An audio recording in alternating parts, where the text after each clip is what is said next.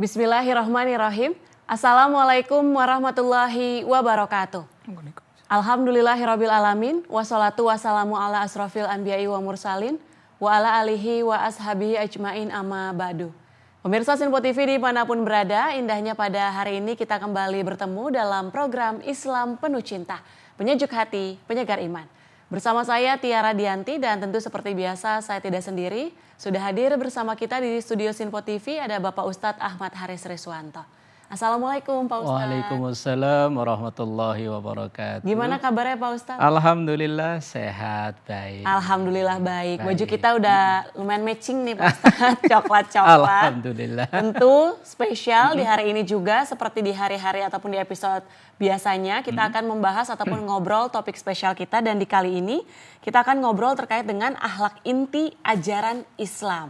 Nah, ini maksudnya seperti apa? Kita akan langsung saja mendengarkan. Silahkan Pak Ustadz. Assalamualaikum warahmatullahi wabarakatuh. Waalaikumsalam warahmatullahi wabarakatuh. Alhamdulillahilladzi arsala anbiya'a dzawi fatana bisidqi wat tablighi wal amanah. Wassalatu wassalamu ala Rasulillah Muhammad bin Abdillah wa ala alihi wa ashabihi wa man tabi'ahu bi ihsanin ila yaumil qiyamah, amma ba'da. Saudaraku pemirsa Sinpo TV dimanapun berada, juga Mbak Tiara, alhamdulillah di kesempatan yang berbahagia ini Allah masih mengaruniakan berjuta nikmatnya untuk kita semua. Pada kesempatan yang berbahagia ini topik pembicaraan kita tentang akhlak inti ajaran Islam. Dan memang akhlak itu adalah salah satu misi utama diutusnya Rasulullah Sallallahu Alaihi Wasallam. Dalam salah satu sabdanya Rasulullah sampaikan, innama bu'istu liutammima makarimal akhlak. Bahwa sesungguhnya saya diutus itu untuk menyempurnakan akhlak. Dan Allah juga memberikan pujian kepada Rasulullah Sallallahu Alaihi Wasallam tentang akhlak Rasulullah, yaitu dalam ayat wa innaka la'ala khuluqin azim.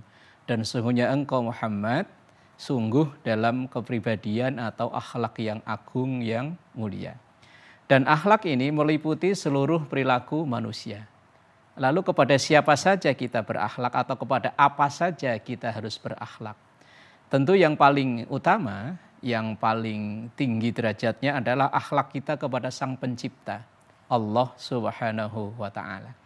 Bagaimana kita berakhlak kepada Allah, kepada Sang Pencipta? Tentu dalam ayat dikatakan wa'budullaha wa la tusyriku bihi syai'a. Beribadahlah kepada Allah dan jangan sekali-kali engkau menyekutukannya. Itu akhlak tertinggi. Yaitu kita dengan menyembah kepada Allah, mengesahkan Allah, tidak menyekutukan Allah Subhanahu wa Ta'ala. Ini akhlak tertinggi bagi setiap kita hamba Allah Subhanahu wa Ta'ala, yang tentu kita ejawantahkan dengan meyakininya, mengimaninya dengan tasdiqun bil qalbi wa af'alun wa qaulun bil lisan wa af'alun bil arkan.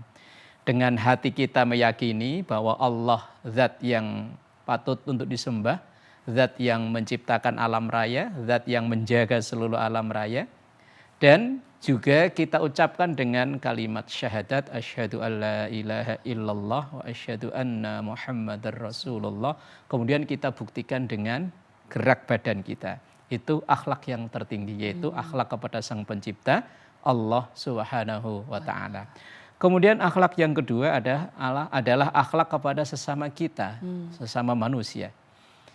Dalam salah satu sabdanya Rasulullah sampaikan, akmalul mu'minina imanan ahsanuhum khuluqan wa khiyarukum li ahli.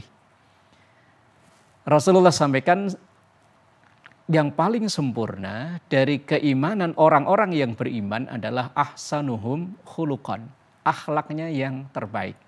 Jadi dalam hadis ini yang diriwayatkan oleh Imam At-Tirmidzi dan Imam Ibnu Hibban, seakan-akan Rasulullah menyampaikan sempurna iman seseorang itu bukan dilihat dari sholatnya, walaupun sholatnya mungkin sampai luar biasa, tidak dilihat dari puasanya, tidak dilihat dari ibadah hajinya, umrohnya, tidak.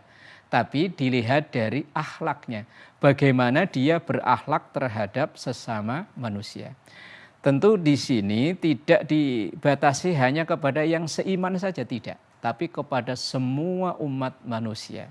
Karena pada dasarnya setiap kita ini adalah saudara, walaupun kadang kita dibatasi dengan perbedaan agama, suku, bangsa, dan negara. Tetapi pada dasarnya adalah sama. Maka dalam Islam ada dikenal namanya ada ukhuwah basyariyah. Yaitu ikatan persaudaraan sesama kita umat manusia. Ada namanya ukhuwah islamiyah. Ikatan persaudaraan karena kita seagama. Ada namanya ukhuwah watoniyah. Yaitu ikatan persaudaraan karena kita satu negara. Nah, karena kita satu saudara inilah berasal dari kullukum Adam, kita semua dari Bani Adam, maka kita disyaratkan untuk ahsanuhum khuluqan, berperilaku yang baik. Dan lebih spesifik dalam hadis ini Rasulullah sampaikan wahyarukum khiyarukum li ahli. Dan orang yang terbaik adalah di antara kalian adalah orang yang bisa berbuat baik terhadap keluarganya. Ini lebih spesifik Rasulullah menyebutkan keluarga. Karena mungkin real di masyarakat kita itu kadang ada orang yang dengan orang lain bisa berperilaku baik, kadang bisa apa saja bisa dicurahkan, bisa diberikan, tapi terhadap keluarga sendiri terkadang malah pelitnya naudzubillah. Kadang untuk memberi uang belanja kepada istri aja hitung-hitungannya, tapi begitu nongkrong sama teman-temannya. Nah, maka Rasulullah dalam hadis ini beliau lebih memerinci secara spesifik, yaitu wa khiyarukum li ahli. Orang terbaik di antara kalian adalah orang yang bisa berbuat baik terhadap keluarganya. Keluarga itu ya tentu istri, anak, kakak, adik, kandung, apalagi terhadap kedua orang tua. Lah, akhlak terhadap kedua orang tua itu menduduki perintah kedua setelah mengesahkan Allah. Dalam ayat yang tadi saya bacakan di sebelumnya, wa'budullaha wa la tusyriku bihi syai'a wa bil walidaini ihsana. Sembahlah Allah dan jangan menyekutukan Allah. Kemudian perintah yang kedua, level kedua setelah kita mengesahkan Allah, setelah berakhlak kepada Allah adalah wa bil walidaini ihsana, terhadap kedua orang tua kita berbuat baik. Nah, ini akhlak yang kedua. Kemudian akhlak yang ketiga, akhlak yang terbaik adalah akhlak kepada sesama makhluk, bukan hanya manusia, dan juga akhlak kepada alam semesta. Kita manusia ini diciptakan oleh Allah sebagai khalifah. Wa idz qala rabbuka lil malaikati inni ja'ilun fil ardi khalifah. Dan ketika Tuhanmu menyampaikan kepada malaikat bahwa saya akan menciptakan di muka bumi ini khalifah. Khalifah itu artinya orang atau hamba Allah yang ditugasi untuk mengurus bumi ini. Lah, maka dalam ayat yang lain Allah sampaikan wala tufsidu fil ardi ba'da islahiha. Jangan sekali-kali menciptakan kerusakan di muka bumi ini. Lah, termasuk akhlak kita, akhlak dari kita ini adalah, dan inti dari ajaran agama kita adalah berakhlak terhadap lingkungan. Rusaknya lingkungan itu yang menerima efek negatifnya ya kita sendiri. Dijelaskan dalam Al-Quran, zaharul fasadu fil barri wal bahri bima kasabat aydin nas. Bahwa tampaknya kerusakan di muka bumi ini, baik di darat, di laut, itu semua adalah karena ulah tangan-tangan manusia. Saudara kita yang di Sumatera dan di lainnya pada saat ini tertimpa musibah, ya kita doakan yang meninggal semoga dalam keadaan husnul khotimah, dan yang lainnya juga semoga kita doakan diberikan ketabahan, kesabaran, dan insya Allah diganti dengan yang terbaik oleh Allah. Ini mungkin ada ulah-ulah tangan segelintir orang yang tidak berakhlak terhadap lingkungannya. Ya mungkin contoh kecil kita sendirilah.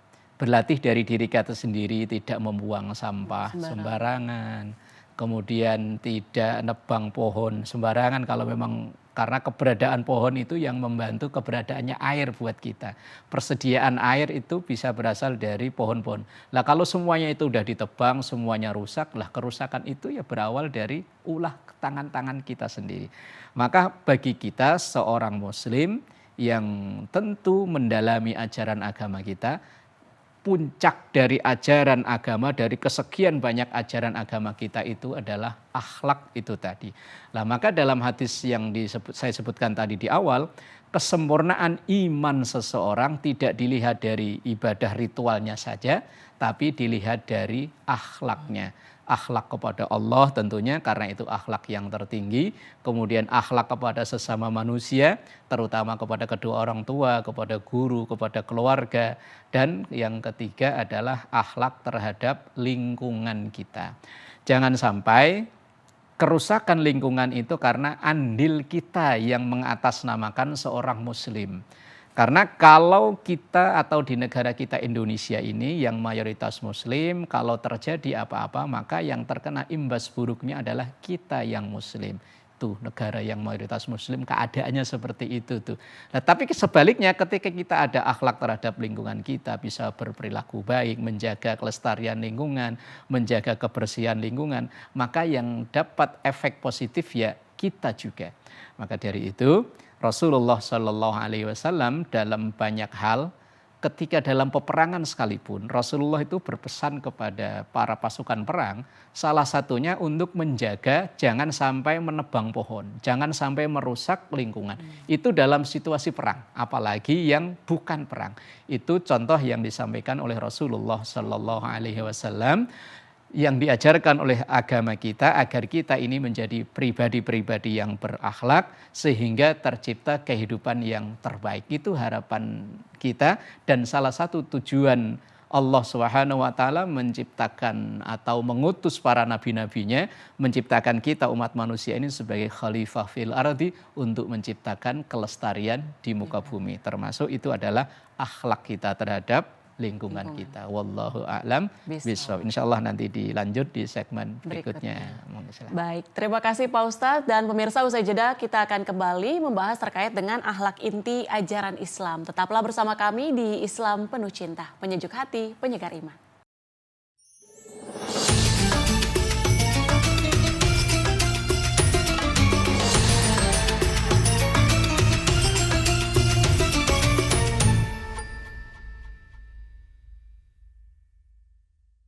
Alhamdulillahirabbil alamin, Anda masih menyaksikan Islam Penuh Cinta, penyejuk hati, penyegar iman. Masih bersama saya Tiara Dianti dan tentu bersama Bapak Ustadz Ahmad Haris Riswanto. Di segmen sebelumnya tadi sudah disampaikan oleh Pak Ustadz terkait dengan akhlak inti ajaran Islam, ternyata yang paling tinggi adalah akhlak kepada Allah, begitu ya Pak Ustadz. Kemudian kepada sesama manusia, dan selanjutnya kepada sesama makhluk dan juga alam semesta.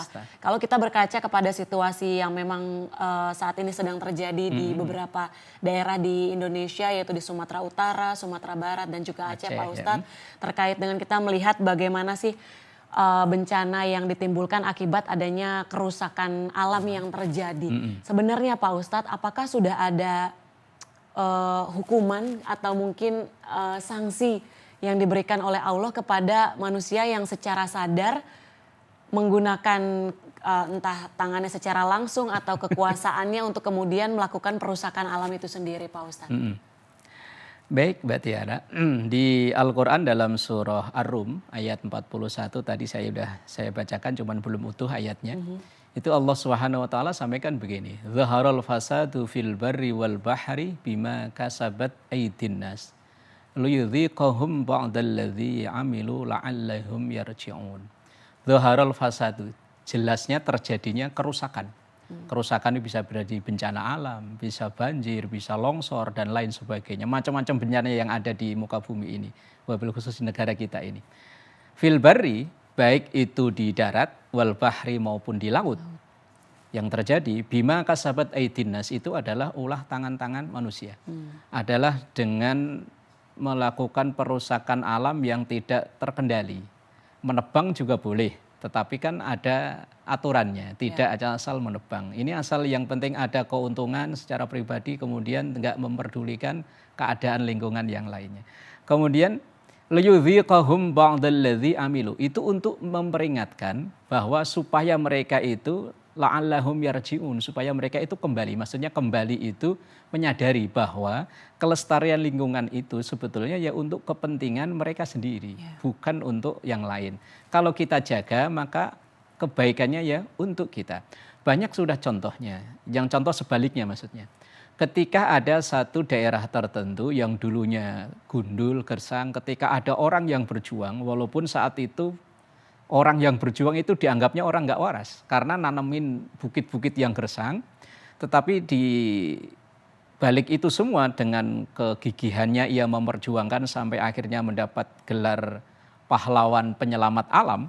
Akhirnya yang dulu daerah itu kekurangan air, sekarang air sudah tercukupi. Ini contoh orang yang berakhlak terhadap lingkungan. Tapi sebaliknya, ketika yang sudah ada ditebang dengan seenaknya sendiri, dirusak dengan enaknya sendiri, ibarat kata laut diuruk, gunung malah diambil, maka itu dalam ayat yang lain, alam Al-A'raf ayat 56, wala tufsidu fil ardi ba'da islahiha. Jangan menciptakan kerusakan di muka bumi ini ba'da islahiha, setelah bumi ini diatur sedemikian rupa dengan sebaik mungkin. Bahwa semua yang ada di muka bumi ini adalah diciptakan untuk manusia. Lah manusia kalau tidak bisa menjaganya, maka ya yang rugi manusia itu sendiri. Bahkan ada satu nasihat, seandainya kiamat kurang sehari saja, tapi kalau ada bibit kelapa maka tanamlah. Nah itu supaya kan untuk menjaga lingkungan atau untuk menjaga kelestarian alam. Apalagi yang kita nggak tahu kiamat itu akan datangnya kapan, makanya sebisa mungkin kita ikut berpartisipasi untuk menjaga lingkungan ini. Karena itu termasuk bagian dari akhlak kita. Nah kalau kita sudah tidak berakhlak, alias sudah melakukan pembalakan liar, penggundulan hutan dan lain sebagainya, nanti kalau terjadi apa-apa yang rugi kita sendiri, bukan orang lain. Karena Allah sudah menciptakan hukum sebab akibat. Sebabnya hutan digunduli dan lain sebagainya, maka akibatnya akan terjadi longsor, banjir, kekurangan air bersih dan lain sebagainya. Maka untuk membangun Indonesia ini lebih baik, ya kita masing-masing berakhlak dengan memperhatikan situasi atau keadaan lingkungan sekitar kita. Insya Allah itu akan terbangun akhlak yang baik, termasuk akhlak terhadap alam semesta dan lingkungan. Wallahu a'lam. Nah tadi juga Pak Ustadz sempat menyampaikan bahwa kesempurnaan seseorang ternyata dilihat tidak hanya dari ibadah ritualnya saja begitu Pak Ustadz, melainkan dari akhlaknya. Nah bagaimana jika seseorang yang mungkin ada seseorang ketika kita lihat dari sisi ibadahnya bagus gitu Pak Ustadz, pola pokoknya Pak Ustadz ya, tapi kalau dari sisi menjaga kemanusiaan ataupun menjaga lingkungan ini rasanya kurang gitu Pak Ustadz. Itu seperti apa? Nah inilah dulu sekitar beberapa tahun yang lalu ya ada sinetron di salah satu TV swasta, walaupun ini sinetron tapi mengandung pelajaran yang luar biasa. Ya tadi dicontohkan ada seorang yang ibadahnya luar biasa, jamaah nggak pernah ketinggalan, puasa, naik haji bolak-balik. Kayaknya saya tahu sinetron. Tapi kenyataannya di kehidupan dengan sosialisasi dengan tetangga sama sekali tidak baik. Ini menunjukkan bukan orang yang terbaik. Karena orang yang terbaik itu adalah orang yang bisa menyeimbangkan hubungan baik dengan Allah, hablum minallah, dan hubungan baik dengan sesama manusia. Dan filosofi dari setiap ritual ibadah kita itu pada dasarnya adalah ajaran untuk bagaimana kita menerapkan sikap sosial kita. Dari ibadah sholat saja. Mulai dari awal kita diwajibkan untuk wudhu. Wudhu butuhkan air. Lah kalau lingkungan sudah dirusak, air udah nggak ada, bagaimana? Ya walaupun dibolehkan tayamum, tapi kan lebih seger pakai wudhu. Kalau tayamum kan. Nah kemudian setelah wudhu selesai kita diajarkan untuk sholat. Mulai dari pertama Allahu Akbar. Ketika kita mengangkat tangan, itu artinya kita mengakui bahwa yang besar hanya Allah. Kita ini nggak bisa apa-apa, kita nggak punya apa-apa. Angkat tangan kan dilambangkan penyerahan total kan. Lah maka di dalam filosofi gerakan sholat itu secara tidak langsung mengajarkan bagaimana kita menjauhi sifat sombong, takabur dan lain sebagainya. Lah kemudian ketika kita sujud, kita letakkan anggota badan kita ini yang paling mahal, biayanya juga paling mahal, apalagi kayak Mbak Tiara kan perempuan kan biayanya paling mahal. Ya, skincare-nya macam-macam kan biayanya mahal. Tapi ketika sujud diperintahkan sejajar dengan lutut atau bahkan sejajar dengan telapak kaki. Artinya walaupun engkau saat ini berada di posisi di atas, jangan lupa engkau akan di bawah. di tengah seperti lutut, bahkan bisa di bawah seperti telapak kaki. Nah, artinya orang-orang yang ibadahnya sudah benar, insya Allah kesehariannya juga baik. Dalam Al-Quran juga disampaikan inna sholata tanha anil fahsya'i wal mungkar. Sholat itu mencegah dari perilaku orang yang sholat itu dari perilaku yang tidak baik. Tidak baik itu bukan hanya kepada sesama manusia tapi juga kepada lingkungan dan alam sekitarnya. Ini ajaran agama kita yang begitu luar biasa. Lah, kalau kita mengacu definisi soleh, kita kan sering nyebutnya orang-orang soleh gitu kan. Lah soleh itu adalah al-qaim fi hukukillah wa hukukil ibad. Orang baru disebut sebagai orang baik, menyelami ajaran agamanya dengan baik adalah ketika orang itu bisa menempatkan dirinya dalam posisi hubungannya dengan Allah, wa hukukil ibad, dan hak-hak sesama manusia.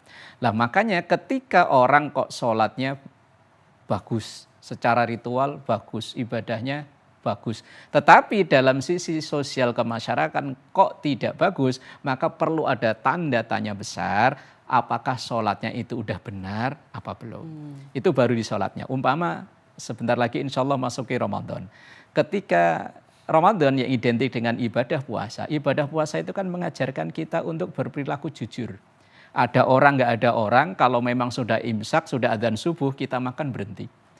Ada orang nggak ada orang, kalau belum maghrib itu walaupun di meja makan berjejer makanan halal, kita belum makan. Artinya ini dari sesuatu yang halal saja kita bisa menjaga, bisa mencegah, apalagi terhadap sesuatu yang haram, yang bukan hak kita. Maka perilaku-perilaku yang tidak baik seperti korupsi itu sebetulnya jauh dari ajaran agama kita.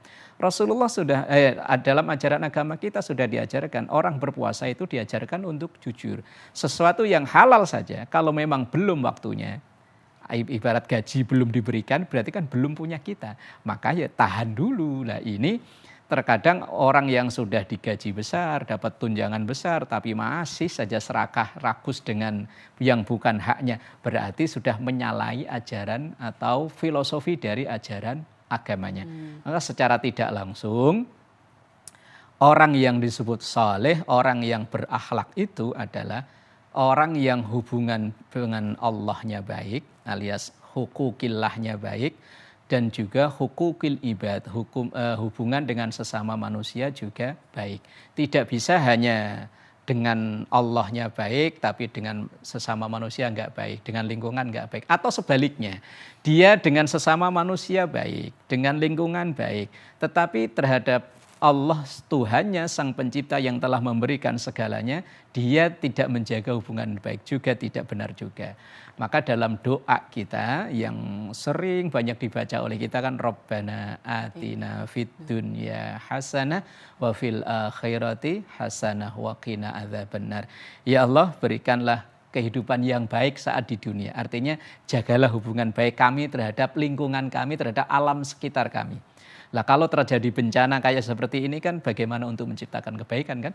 Lah tapi juga dalam lanjutan doa itu wa fil akhirati hasanah, dalam nanti kehidupan di akhirat ya baik. Tentu ini adalah sebagai simbol hubungan kita dengan Allah Subhanahu wa taala. Wa qina adzabannar, dan mohon dijauhkan dari api neraka. Itulah inti dari ajaran agama kita, yaitu membangun akhlak kepada Sang Pencipta, akhlak kepada sesama kita umat manusia apapun agamanya, walaupun berbeda-beda tapi kita orang Indonesia Bhinneka Tunggal Ika, diikat dalam satu persaudaraan, dan juga akhlak terhadap semua makhluk Allah, baik itu alam raya, binatangnya, dan lain sebagainya. Itu adalah ajaran mulianya ajaran agama kita, bahwa yang dikehendaki oleh Islam ini adalah kelestarian lingkungan, hubungan baik dengan sesama manusia, dan tentunya hubungan baik dengan Allah Subhanahu wa taala. Wallahu a'lam bishawab. Baik, terima kasih Pak Ustadz. Semoga melalui Islam Penuh Cinta kali ini terkait akhlak inti ajaran Islam bisa bermanfaat bagi seluruh pemirsa Sinpo TV dimanapun berada. Akhir kata, saya Tia Radianti mewakili seluruh kerabat kerja yang bertugas mengucapkan terima kasih. Wassalamualaikum warahmatullahi wabarakatuh. Astaghfirullahaladzim lakal ma'bud ya dzal jalali wal ikram. Bismillahirrahmanirrahim. Allahumma salli ala sayyidina Muhammad wa ala ali sayyidina Muhammad. Rabbana taqabbal minna innaka antas samiul alim wa tub alaina innaka antat tawwabur rahim. Rabbana atina fid dunya hasanah wa fil akhirati hasanah wa qina adzabannar. Sallallahu ala sayyidina Muhammad wa ala alihi wa sahbihi wasallam. Walhamdulillahi rabbil alamin. Terima kasih dan mohon maaf. Assalamualaikum warahmatullahi wabarakatuh. Waalaikumsalam warahmatullahi wabarakatuh.